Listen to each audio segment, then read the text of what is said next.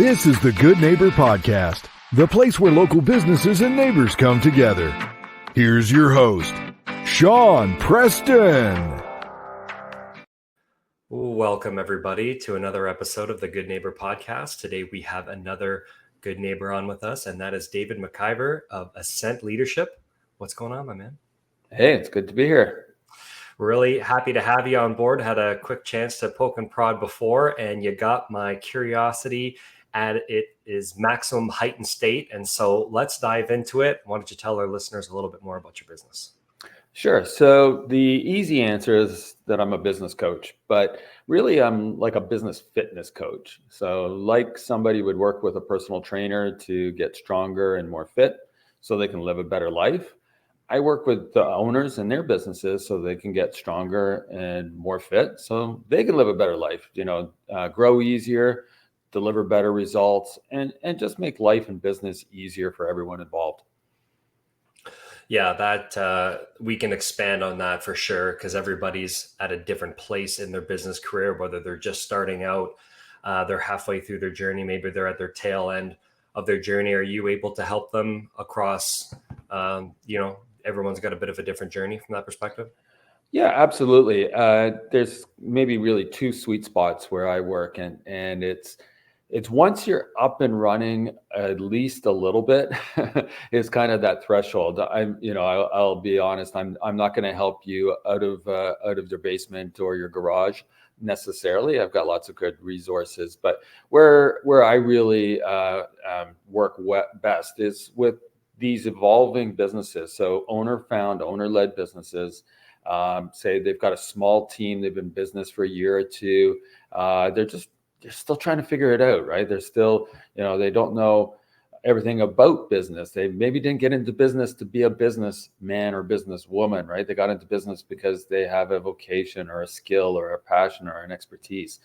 But then they realize they've got to actually run this thing, and that's not their skill set. That's not their area of expertise. And oftentimes it's not even what they're really interested in. They're kind of like, man, this sucks. I got to run this business, and I got to pay my people, and I got to organize things, and I got to plan things. And so I really work with these businesses that are emerging. They have people, say 5 to 15 people at the low end, all the way up to 100, 150 people. And depending on where they are in their journey is going to dictate exactly where we need to focus on helping them really build up their skill set, their business acumen, their leadership competencies, and not just the owner, the person in charge, but the people around them, like their managers, their supervisors, their leaders. I often say, we're going to work with you and your leadership team. You may not call them leaders yet, but we'll get there, right? Because when you've got great people around you, everything just goes a lot easier. Yeah, culture plays a big part in that. And I can 100% attest, and I'm sure Jeff would echo the same thing as well, too. We have a lot of guests on the show. We meet with a lot of business owners and have a lot of great relationships. And it's a very, very common theme. Over 85%, I would probably mark it at, of business owners that are either really good at what they do, or they came across, a product or a service. They had a bad experience that I can do this better, and dive into it. And they're all amazing at what they do. But all of that extra stuff might not have been taken into account at the start. And it's like, oh my God, I have to now worry about the rent. I have to worry about paying my people. I have to worry about, ordering in stuff and managing all of these different processes. And, the ability to fail to scale, I think, is one of the biggest detriments. We do a lot of teaching on that as well, too. But that is the ultimate, what's the right word I'd use for that? Not a goal, but a process or a step to implementing your business, getting to the next level. Well, yeah, it's interesting. And you're absolutely right, is fail to scale. A lot of business owners, small business owners, sometimes say, no, I'm good where I am. Like, I'm happy with my little, business that's got a few people, and what all they own is a job, right? And they maybe are a little afraid or intimidated by the notion of scaling. And that's certainly natural. Maybe they just don't have that, all of those skills that we're talking about. But the interesting thing happens is that when you scale successfully, you bring in really good people, you give them good direction, good support, and you get better things. You achieve greater things, you achieve greater results. And if you have some of the sort of best practices in place to help you along with that journey, it actually gets easier, right? Yeah. Not scrambling day to day, working in your business. Now you get to step back and work on your business. We hear that expression all the time. But when you start to surround yourself with people, so it's not just you, you've got some great people, now you're on a team. Now you are part of a team. And yeah, you can go farther together, right? The old African proverb, if you want to go fast, go alone. If you want to go far, go together. Yeah, 100%. I love that. And also, like, I want to say everybody who comes into business should have a coach, right? Take a look at any professional athlete. They all have a coach. Some of them have these natural abilities, right? Athletic abilities, but you can only go so far. You need to have somebody who has that experience and expertise to be able to help guide along the way. And a business coach plays a very crucial role in any business owner's journey. We all come into business for a few different reasons. Whether we had a bad past, work for ourselves, get a little bit more time back, flexible hours, opportunity to make a high level income, make the world a better place, offer a product or service, do it better for somebody else. Lots of different reasons, a lot of combination of a lot of those as well too for people coming into business. But having a coach is paramount in kind of adding a little bit more insurance to make sure that you're kind of staying organized, that you're on track, and your growth will come faster from that. Absolutely. You mentioned athletes like Tiger Woods has coaches, right? And it's not because they're better at that particular area than he is. Obviously, he is a very gifted person. Olympic athletes have up to 10 coaches, but they're there not because they're better. They're there because they understand the process. They understand the dynamics. They understand kind of the expertise that's required. But that's only part of it. Coaching is yes, it's teaching. I find that in my role, I'm teaching. That's a small part of what I do. I'm facilitating because I'm working with an owner and their teams. I'm facilitating getting the best outcomes, the best information, the best decisions out of the team, right? So that they, rise together. And the third thing that coaches do is they give you, they hold you accountable, right? They're going to challenge you when you're holding back. They're going to make sure that you do what you say you're going to do. And sometimes, we feel like that's a little uncomfortable, but I think if most of us look inwards, we realize that, when, our parents, said, we need you to do something, you expect to do something, where an early boss says, get this done. Like, you're like, yeah, okay, now I got my marching orders. I know what I've got to do. I know when I have to get it done by.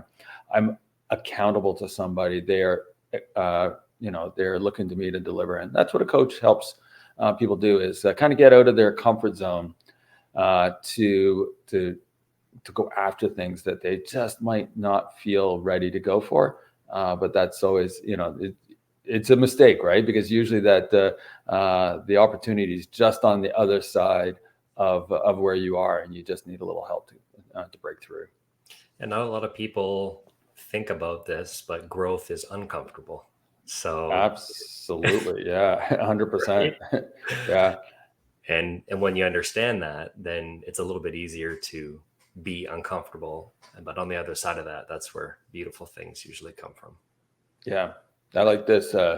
If you can imagine, you've got your comfort zone, right? It's this ball, where all the normal everyday stuff happens, and you're in your little happy place.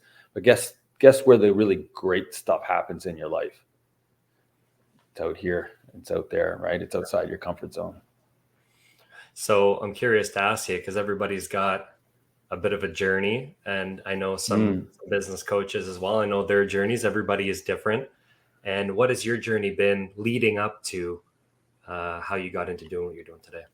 Yeah, for sure. So I spent the first couple of decades of my career working in and around the big bad banks. I felt like I was on a mission while I was there to cure them of themselves. I certainly had the opportunity, or to a certain extent, how much can you change these behemoths? But I was always involved in building what was next for the banks, right? So new capabilities, new products, new businesses, new lines of business. So I was always at the forefront of what was next. So that was really exciting, and I got the opportunity to help build their better business. And after a couple of decades at that, I realized, I didn't want to build their business anymore. I'd rather build my own business. So I broke out of that, and I actually, my first business was a fitness business, and I helped bring a fitness franchise into Canada. I was the first international franchise owner operator, but I quickly realized that this franchise system didn't really know what it meant to operate outside of out of the U.S. Right? They didn't understand our business environment, didn't understand the nature of our markets.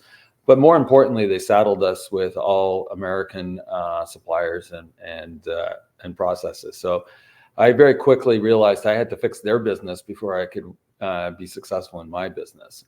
So I went to work at helping them be better positioned to be successful outside of the U.S. marketplace in order to improve the 22% margin compression gap that they had kind of imposed on us Canadians. And that was going really, really well. I had teams of coaches. We worked with clients that weren't going to the gym or weren't well served by the internet. So it was a mobile fitness model. We went to them at work at their where they lived. We brought all the equipment, the workout, and the accountability. That's what we used to say. But unfortunately, we ran into COVID, and we got a bit of long COVID. All of a sudden, we couldn't see our customers anymore. We couldn't go into their homes, and every personal trainer in the world went online. So we had to pivot to see if we could change the business model in order to be able to serve clients in a virtual kind of a format.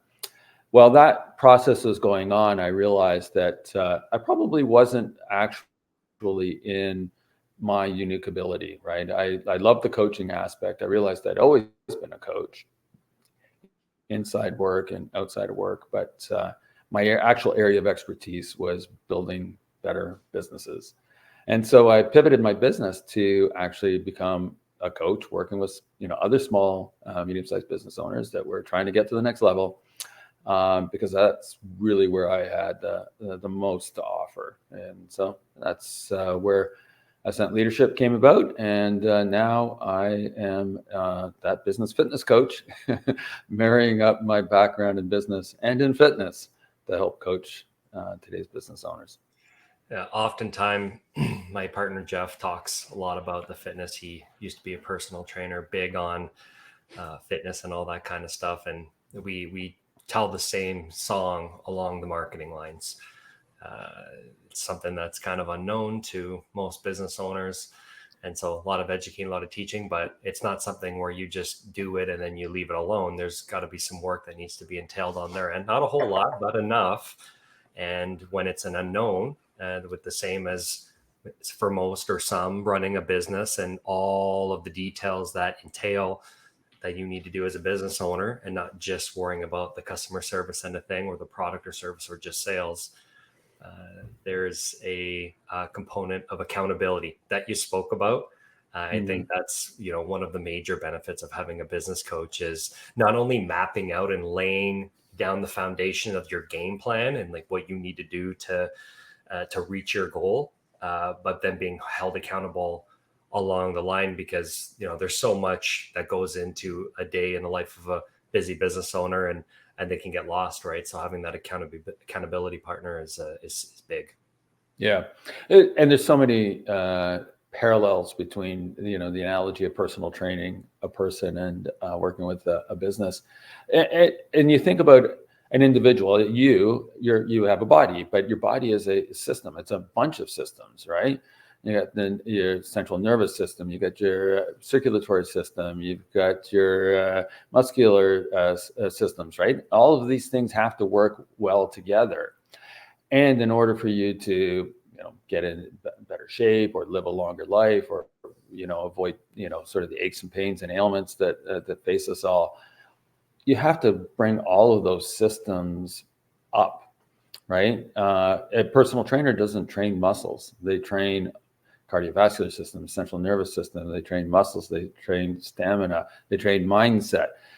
And so when you think of your business as a set of systems, a bunch of systems, and together it's an ecosystem, right? Of how do you acquire customers? How do you manage money? How do you execute the delivery of your products and services? How do you bring on people and develop them and keep them, right? So there's all these things of the ecosystem of the living body of that business. And so that's where I get into deep with my customers. It's not just like the mindset, yes, you can do it, but here are the tools. Here's the methodology, right? Here's the best practices, because with when you've got all of these things that have already been proven as that work, best practices, that's the idea, right? Then you're not reinventing the wheel. You're not kind of working against your own best interests, and that's where personal trainers with individuals, myself as a business coach working with individuals, it's not just about the I want something and I'm going to give you sort of that belief that you can do it. I'm going to give you the tools. We're going to work on those tools, and we're going to exercise every day to make sure you become stronger and more fit. Very cool. Are there any like myths or misconceptions in your world? Yeah, one of the things that I find a lot with owner operators, small business owners, is what they'll say is, "Yeah, no, I'm good." I'm good. And we know that's probably not true, right? Because either they are working too many hours, they're stressed out, they're on their own, they're not, money's. They got an issue with money. Even the most successful business people and the most successful owners always have challenges and issues and stresses and anxieties.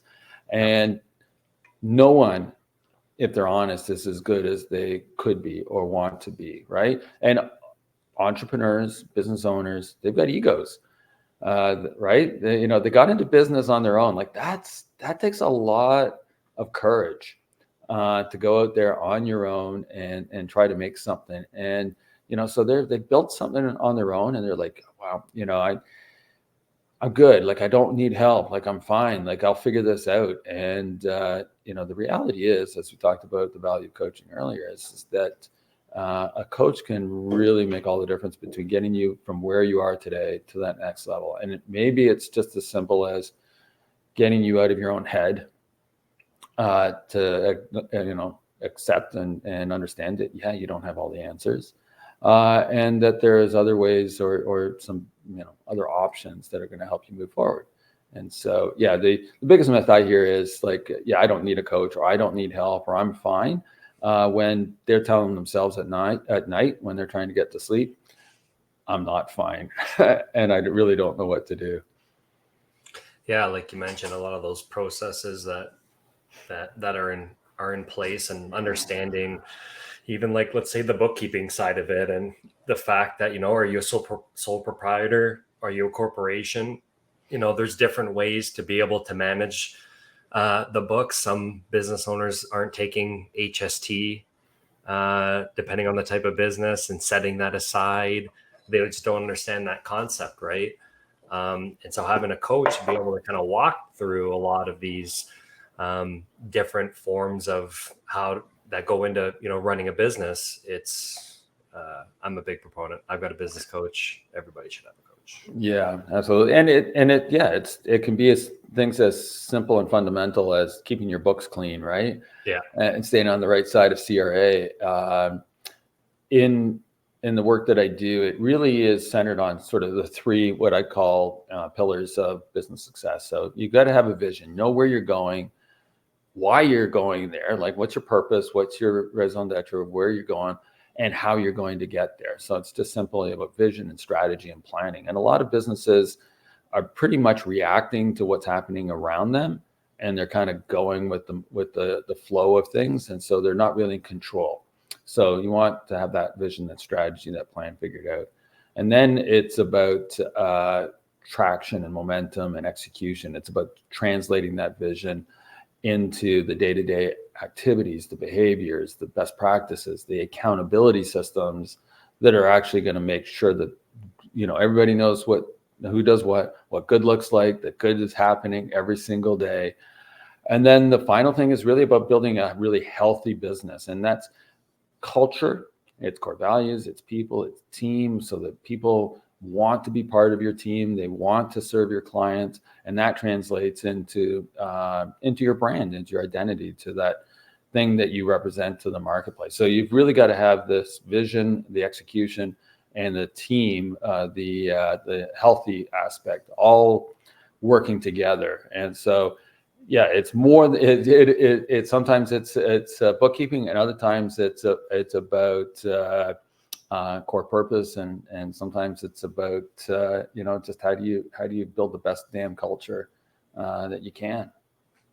Yeah, the higher why is a big thing for a lot of people, especially because, like you said, there are ebbs and flows to a business, and you ride the highs when you can, and then you survive through the lows. And when you have those ebbs and flows, being able to hold on to the higher why helps you, kind of get through those tough times. Absolutely. Okay, so I'm curious to ask you. You seem like quite the professional. You seem like you know your stuff when it comes to business coaching and helping somebody acquire leadership qualities, helping them get to their goals and business growth. But there's a harmony that exists out there. We do tend to work as humans a little bit more than we play, but having that harmony is something that's super important. So when you're not helping business owners attain their growth goals and personal goals, what does David like to do for fun? Yeah, so my harmony comes when I get outside, right? Nice. And it's I know we a lot of us get outside, but it's kind of like a very deliberate part of my balance, my harmony. And so if it's as simple as getting outside and working in the yard, or going for a hike, getting on one of my bikes, going skiing, camping, paddling, just whatever gets me outside, and I just like leave the world behind and be able to kind of come back into commune with nature, as they say, right? But it's more than that. It's about, I think, just finding your own balance, your own harmony, and so that's great. And if I can drag any of my family out there to do it with me, that's even better. Nice. Whereabouts do you typically go camping? Are you like a backcountry type of guy? Are you a glamper? What kind of camper are you? Well, we used to do a lot of backcountry camping, and then we tried to bring glamping along with us. So steak and shrimp and all of those things. So 3 days into Algonquin, that was kind of like the height of. It was a lot of stuff to carry, but don't get that far afield quite as much anymore, but. Yeah, I'm the same way. My significant other and I are big foodies, so we get out there camping. We eat pretty good, but if you're gonna get into the backcountry camping side of things, like you said, you can only bring so much with you. And as long as the hike isn't too far in, we try our best to do steak on the first night, and then it just slowly dwindles to waking up and having porridge on your last morning. Yeah, if you're into the rehydrated food, it's time to head home. Yeah. Yeah. Do you fish at all, or? No, I call it wishing. Yeah. I go out there and throw a lure and wish that I was doing something else because I'm not catching any fish. Now, being outside, communing with nature really does something to the psyche, to the soul of being out there. We've been so busy the last couple of weeks that we've been needing just a weekend to just get out there and tend to the gardens in the backyard. And then we have front garden beds that need some tending to. And finally, this upcoming weekend, I think we've got a Saturday and a Sunday where we blocked it off in the calendar to make sure, people are asking us, hey, let's hang out. We're like, nope, that's not happening. We got to make sure we tend to everything else, but just spending some time outside, being out in the sun, especially summertime, it doesn't last as long as we probably like to admit it does. So no, it comes and it goes, but that's part of the nice thing about living where we do is the seasons. So um, I love winter camping. Um, I just embrace the idea, the challenge, but also, the peace and serenity of getting out. If you got the right equipment and you know what you're doing, winter camping can be, such an amazing experience. And best thing is there's no bugs. yeah, 100%. You mentioned you're a skier as well too. Do you ski on Yeah. the mountains locally? Do you typically head out to some of the bigger mountains that our country has to offer? Yeah, we grew up skiing locally, Hockley Valley area, just out there at a ski area that doesn't exist anymore. But then, yeah, got out to the mountains and have gotten myself a little spoiled for the steep and the deep. Although the knees aren't quite as productive as they used to be. Too many moguls in my youth. So, Okay, yeah. but yeah, we love to get out with the family. Get even if it's locally, or sometimes we'll just do a weekend trip to Tremblant. Once in a while we were able to get out west as well. So Nice. yeah. Yeah, I snowboard, but I lost my boots and my helmet for about 3 years. I finally found them this year. They were tucked in my parents' garage, some corner you would never look. So looking forward to getting back on the slopes for this upcoming winter time, and an extra something to do in the winter as well, right? Yeah, if you're not embracing the outdoors, then you are stuck inside, and yeah, you're just not experiencing everything that our local area has to offer. But I don't think it's doing your soul any good or your body any good just to go into hibernation for 4 or 5 months. Yeah, yeah. Only bears can do that. Mhm. So we in life decide, as we grow up, we pick a path, right? We pick a path that we think is good, the path of life to walk based off of our goals, based off of what we're looking to achieve in life, what suits us the best. And then life will get in the way. It'll throw us challenges. It'll sometimes tragedies come our way, or it'll pull us on a completely different path. We hang a Larry, whatever the case is. And I've always been amazed at human beings and the perseverance that we have to continuously move forward, because we have to move forward when something like this eventually comes our way, because life is not easy. It never will be easy. And when we experience these hardships, these life challenges, we will try to hold on to something, find a silver lining as a part of that. Some people have it a little bit easier than others because we can't control that. Life will do its thing.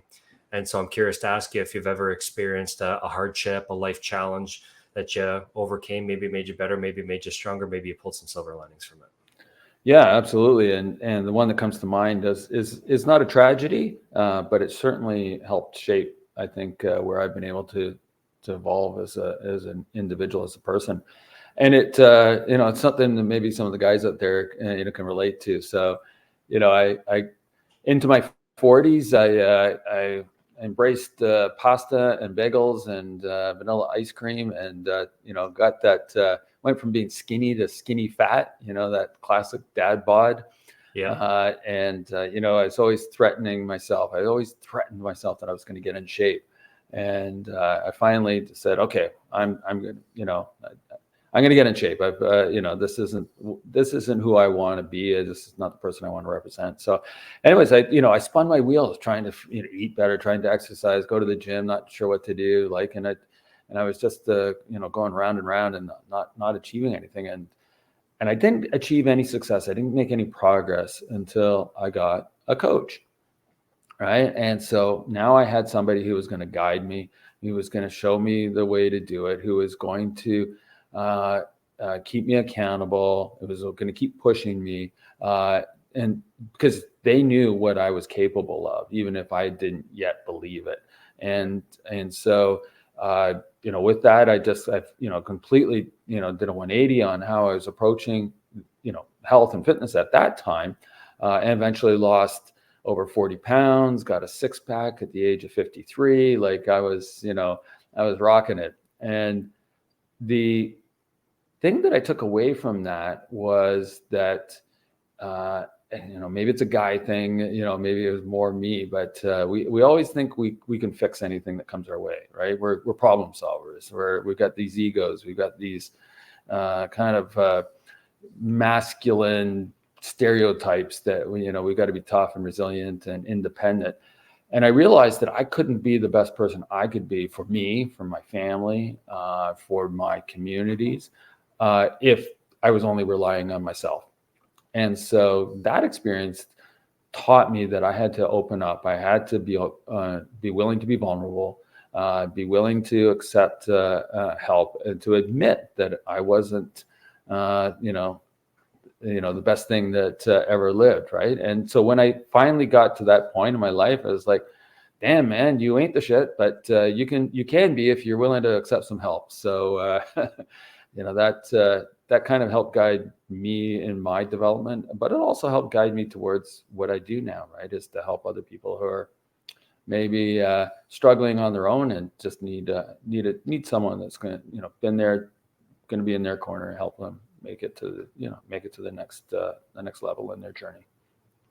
No, 100% well said. And thank you very much for sharing that with us. I had an experience as well right after COVID hit, changed the landscape of what we were doing as automotive marketers in the car business, helping dealers retain their clients. So they had that big microchip issue in the plant in Taiwan. And so that plant alone, there's only 4 in the world, and that one supplies 60% of the total world's microchips, and Apple takes 20% of it.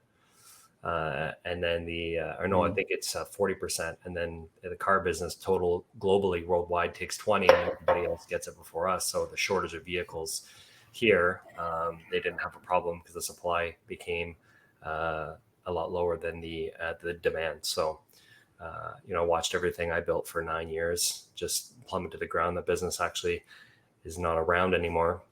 And, 9 years of working hard, got nothing to show for it. And then having to kind of build your life back up from there.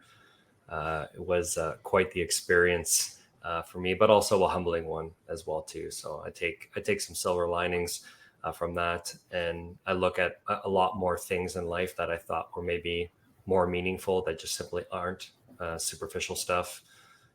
Now I look at life through a bit of a different lens, and, wouldn't want to go through it again, but happy I had the opportunity to go through it for sure. Yeah, absolutely. So what's one thing that you wish our listeners knew about your business? It works. It's interesting. Well, coaching isn't for everyone, right? Because if you're going to go into the gym with a personal trainer, but you're not going to do the exercises, you're not going to get stronger, right? Totally. So if you don't want the results and you're not willing to put in the work, then it's not going to work for you. So for the business owners that say, I know there's another level for me. I know I need some help to get there. I'm willing to be vulnerable. I'm willing to put in the work. They're going to be successful. They are going to have a transformation, and it's going to work 100% of the time. So that's actually, there's 2 things. It's going to work, and I guarantee it. That's the second thing. Very cool. And I'm sure after this awesome conversation between the 2 of us, there's definitely going to be some people that are now interested. They're curious. And so if they want to get in touch with you, find out a little bit more information about how you can help them, what's one of the best ways that they can go ahead and do that? Probably best is to go to my website, ascentleadership.coach, not com, coach. And you'll find me there, and you'll find the contact information there, and you'll see about some of the success stories and the tools, the best practices that we can work on together. Phenomenal. Well, thank you very much for coming on the show. Great conversation, great business. Had a lot of fun with that, and hopefully you have an opportunity to potentially do this down the line. Excellent. Thanks, Sean. Glad to be here, and have a great day. You too. Ciao. Thank you for listening to the Good Neighbor Podcast Midhurst. To nominate your favorite local businesses to be featured on the show, go to gnpmidhurst.com. That's gnpmidhurst.com, or call 705-413-3775.